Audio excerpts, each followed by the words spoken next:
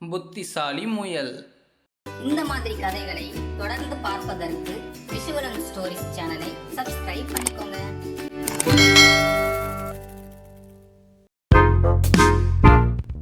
ஒரு காட்டில் ஒரு குளம் இருந்தது.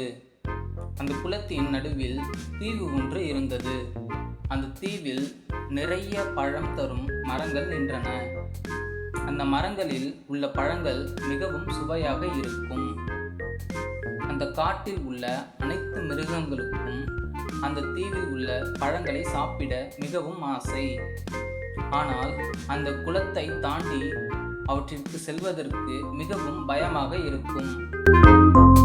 ஏனென்றால் அந்த குளத்தில் நிறைய முதலைகள் வாழ்ந்து வந்தன.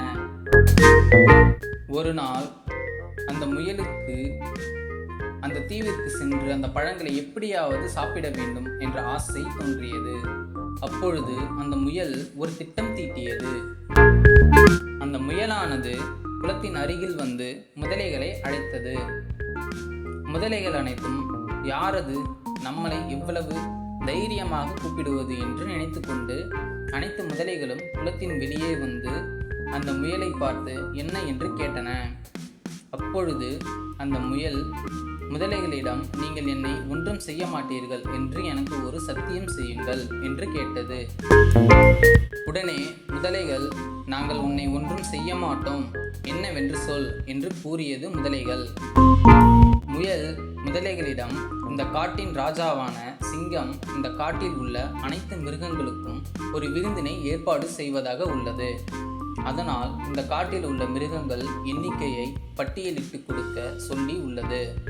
உங்களையும் அந்த விருந்திற்கு அழைக்கவே உங்களின் எத்தனை பேர் இருக்கிறீர்கள் என்று எண்ணிக்கொண்டு செல்லலாம் என்று வந்தேன் என கூறியது. முதலைகள் முயலிடம், நீ எவ்வாறு எங்களை எண்ணுவாய் என்று கேட்டது. முயல், நீங்கள் அனைவரும் வரிசையாக நில்லுங்கள், நான் உங்கள் முதுகில் ஏறி உங்களை எண்ணிக்கொள்கிறேன் என்று கூறியது. உடனே முதலைகள் அனைத்தும் வரிசையாக நின்றன. முதலையின் வரிசை இந்த காட்டிலிருந்து அந்த தீவு வரை இருந்தது. முயல் ஒவ்வொரு முதலைகளின் முதுகிலும் தாவி தாவி அந்த தீவினை சென்றடைந்தது. தீவிற்கு சென்ற முயலுக்கு மிகுந்த மகிழ்ச்சி. அங்குள்ள அனைத்து மரங்களிலும் உள்ள பழங்களை உண்டு மகிழ்ந்தது. மாலை வேளையில் மீண்டும் அந்த தீவின் கரைக்கு திரும்பியது. முயலின் வருகையை அனைத்து முதலைகளும் எதிர்பார்த்து கொண்டிருந்தனர்.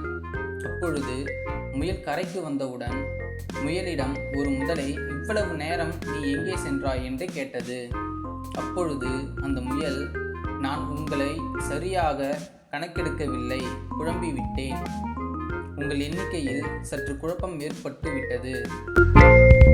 எனவே நீங்கள் மறுபடியும் காலையில் நின்றது போல் ஒரு முறை நில்லுங்கள், நான் இந்த முறை உங்களை சரியாக எண்ணிவிடுகிறேன் என்று கூறியது. மறுபடியும் முதலைகள் அனைத்தும் வரிசையாக நின்றன. அப்பொழுது முயலானது தாவி குதித்து காட்டிற்குள் சென்று விட்டது. கருத்து: சூழ்நிலைக்கு தகுந்தாற்போல் யோசித்து செயல்பட வேண்டும்.